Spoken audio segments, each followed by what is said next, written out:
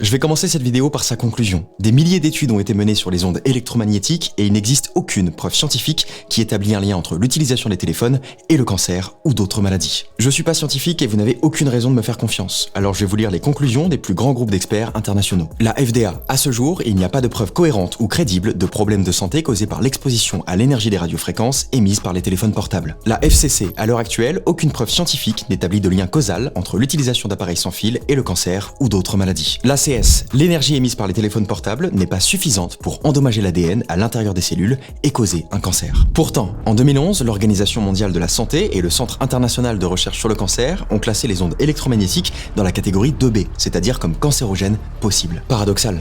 S'il y a un consensus sur le fait qu'à ce jour aucune preuve n'établit de lien définitif entre les ondes électromagnétiques et le cancer, tous ces organismes s'accordent à dire qu'il y a une zone d'ombre qui nécessite plus de recherche. On a beaucoup de choses à se dire aujourd'hui.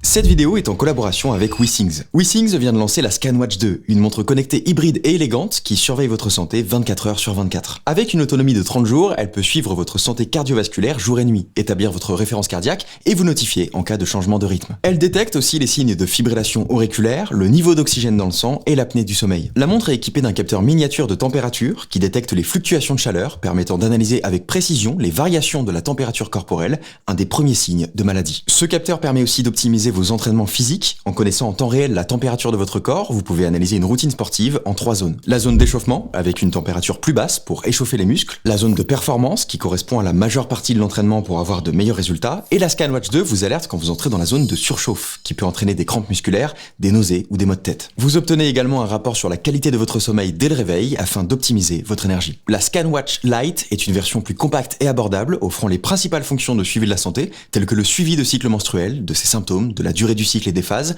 pour adapter une routine personnalisée en fonction de votre corps. Ces produits bénéficient de plus de 10 ans d'expérience de WeSings pour faire entrer le suivi de la santé dans notre quotidien. Vous trouverez plus d'informations sur leur technologie avancée dans le domaine de la santé préventive sur le lien en description. Merci à WeSings de soutenir cette vidéo.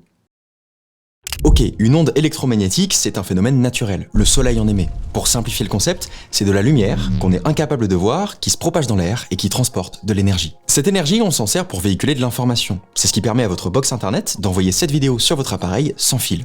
Sans ondes électromagnétiques, pas de Wi-Fi, pas de 5G, pas de Bluetooth. Il y a 2 catégories, les ondes ionisantes et les ondes non ionisantes. Les ondes ionisantes transportent assez d'énergie pour arracher les électrons de leurs atomes et endommager l'ADN, ce qui, selon les chercheurs, conduit au cancer. Elles sont utilisées dans la radiographie, la stérilisation, les scanners à rayons X et le nucléaire. Mais les ondes émises par nos téléphones sont non ionisantes. Elles émettent une énergie beaucoup plus faible, inférieure à la lumière visible, qui n'est pas assez puissante pour endommager l'ADN. Alors pourquoi il y a une inquiétude? Parce qu'il y en a de plus en plus. L'inquiétude ne vient pas d'une maladie qui se serait répandue, elle vient juste du fait incontestable que nous sommes de plus en plus entourés d'ondes. Et ces ondes ne se propagent pas que dans l'air, elles nous traversent, ce qui soulève légitimement des questions sur des effets potentiels à long terme que nous devons nous assurer de comprendre. Il y a eu des milliers d'études sur le sujet qui se sont étendues sur des décennies et à ce jour, il n'existe aucune preuve de la nocivité des ondes électromagnétiques sur la santé.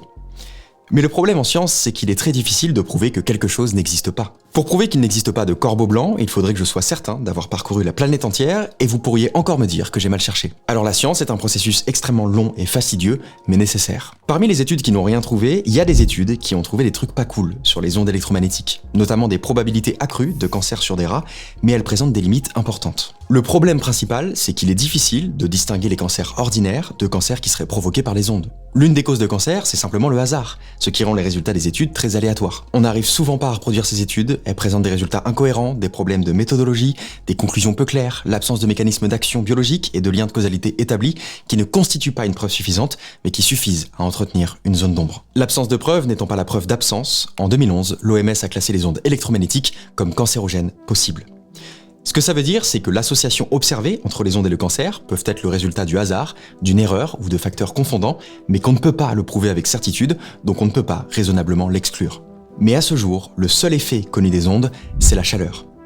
L'énergie contenue dans les ondes électromagnétiques peut réchauffer les tissus du corps humain. Et pour éviter ça, on a une solution, une limite légale de la quantité d'énergie que les téléphones peuvent émettre. Cette limite, elle est fixée 10 à 20 fois en dessous du seuil à partir duquel on observe un réchauffement. Et ça, c'est son niveau d'énergie maximal. Quand le téléphone peine à trouver du réseau, il émet plus d'ondes. Mais au quotidien, dans des conditions de réseau acceptables, son niveau d'émission d'ondes chute en moyenne de 32 000 fois. Je récapitule, votre téléphone émet en moyenne 32 000 fois moins d'ondes que la limite légale, elle-même fixée 10 à 20 fois en dessous du seuil à partir duquel on observe un réchauffement minime et peu susceptible d'avoir des effets durables. Il faudrait une énergie maximale 75 fois plus puissante sur l'ensemble de votre corps pendant 30 minutes pour élever sa température de 1 degré, ce qui se produit quand vous courez. Les ondes émises par nos téléphones ne sont donc pas associées au cancer et leur seul impact avéré, le risque thermique, est écarté par une limite légale très prudente. Pourtant, il y a des gens malades. On estime qu'environ 3 millions de Français souffrent d'une sensibilité aux ondes électromagnétiques, qu'on appelle l'électrosensibilité, et qui, dans les cas extrêmes, les pousse à vivre dans des zones blanches, loin de la société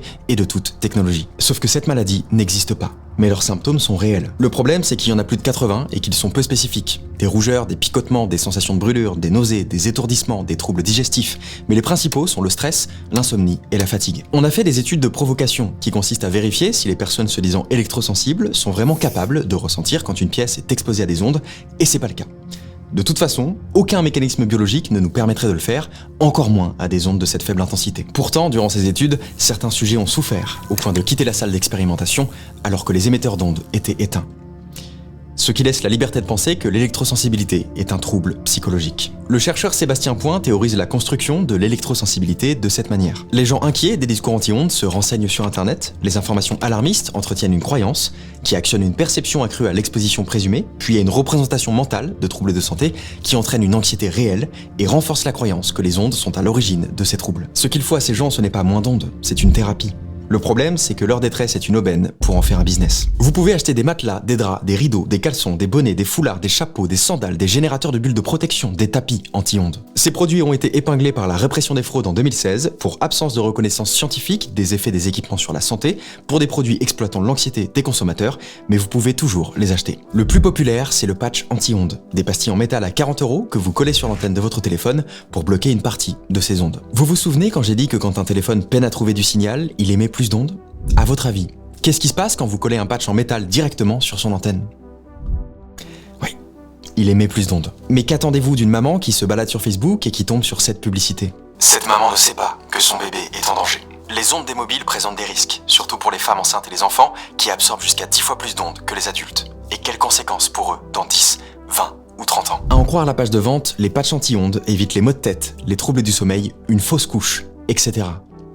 Vu la marge qu'il y a entre un mal de tête et une fausse couche, vous pouvez mettre ce que vous voulez dans le etc. 40 € pour éviter tout ça, c'est pas cher. Les clients qui tombent dans ce piège peuvent se mettre à ressentir des craintes, voire des symptômes qu'ils n'avaient pas initialement. La solution vendue leur semble efficace par le simple fait que sa présence est rassurante, ce qui les conforte dans leur nouvelle maladie, qui n'existe probablement que dans leur tête et qui a été placée là parce qu'il semble désormais être la seule chose qui leur permet, non pas d'en sortir, mais de se maintenir à l'intérieur. Le marketing de la peur est un outil très puissant, qui crée le besoin et l'entretient à la fois. Ce qui motive toutes les théories du complot du monde, ce sont les conflits d'intérêts.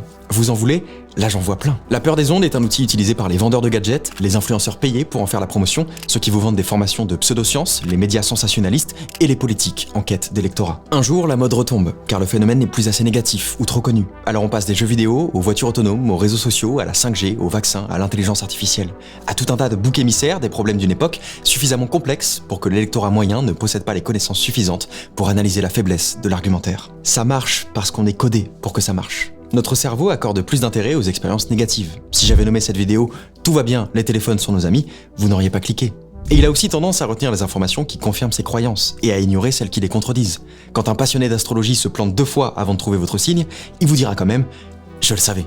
L'information n'a jamais été aussi accessible, mais on n'a jamais été aussi peu désireux de la trouver. C'est ce qui pousse Pascal Praud à croire que le réchauffement climatique n'existe pas. Parce que pendant que les experts nous disent qu'il est responsable de la mort de 300 000 personnes chaque année, lui, il a remarqué qu'il fait quand même moins 3 degrés ce matin dans les îles. Parce que la vérité ne l'intéresse pas. Vous voulez un autre exemple ? Regardez, ça c'est un YouTuber qui est parti avec ses potes dans un champ en pleine nuit pour faire un crop circle, des formes géométriques censées être l'œuvre d'extraterrestres. Moi, c'est pas un phénomène humain, c'est logique. L'énergie que je ressens, pour moi, il est pas fait par les gens. Oui, c'est surnaturel, hein. Ces gens n'ont aucune raison rationnelle de croire ce qu'ils disent. Ils y croient parce qu'ils ont envie d'y croire. Quand les gens veulent voir quelque chose, ils le voient de toute façon. Je crois qu'il est irresponsable de la part de l'OMS d'avoir classé les ondes électromagnétiques de cancérogènes possibles. L'une des études qui a mené l'OMS à prendre cette décision consistait à exposer des rats à une intensité 150 fois supérieure à l'énergie à laquelle nous sommes exposés pendant plus de 9 heures par jour. Certains rats mâles ont développé de petites tumeurs, pas les femelles, ni les souris. Cette conclusion intéressante mais moyenne concerne des niveaux d'ondes électromagnétiques qui n'ont rien à voir avec celles émises par nos téléphones. Alors non pas que je sois hostile au principe de précaution, mais nous ne serons jamais exposés à ces niveaux d'ondes. Or, ce que le grand public entend dans cancérogène possible, c'est qu'il a des chances de tomber malade en utilisant son téléphone. Il n'y a pas si longtemps, dans la catégorie cancérogène possible, on retrouvait le café, parce que les études avaient apporté des preuves limitées de lien avec le cancer de la vessie. Il a fallu 25 ans et 1 millier d'études pour que cette classification soit revue et que le café sorte de cette catégorie en 2016. Cette barrière de langage entre des scientifiques qui ne parlent qu'entre eux et le grand public participe au marketing de la peur. Elle participe au défi de l'autorité et à la méfiance de la science, qui mène à la pseudoscience, qui pousse des gens à la maladie psychologique, au refus de la médecine et à la croyance en tout ce qui s'oppose à l'expertise. Je crois qu'elle mène à un fatalisme qui fait s'effondrer les exigences de rigueur de la vérité, qui mène à une opposition systématique. Quand on croit à une théorie du complot, on peut croire n'importe quoi. Elle alimente la tendance à la croyance en la dissimulation de la vérité, au défi de toute forme d'autorité politique, médiatique et scientifique qui confère à celui qui la pratique l'illusion d'un savoir qui ne repose sur aucun raisonnement rationnel. Ce qui me dérange, ce n'est pas le défi de l'autorité en lui-même, c'est ce que vous croyez à la place. Parce que si vous ne croyez pas en la science, vous croyez potentiellement en tout le reste. Les théories du complot sont attirantes parce qu'elles offrent une réponse simple à des problèmes complexes. La croyance en une vérité cachée vous donne le sentiment d'une appartenance à un mouvement, d'une fausse compréhension du monde et d'une supériorité qui n'est souvent rien d'autre que de la naïveté exploitée par quelqu'un d'autre. Le danger n'est peut-être pas là où vous l'imaginez. Faites attention à ce qu'on met dans votre tête. Merci à tous, merci à WeSings, c'était Léo Duff.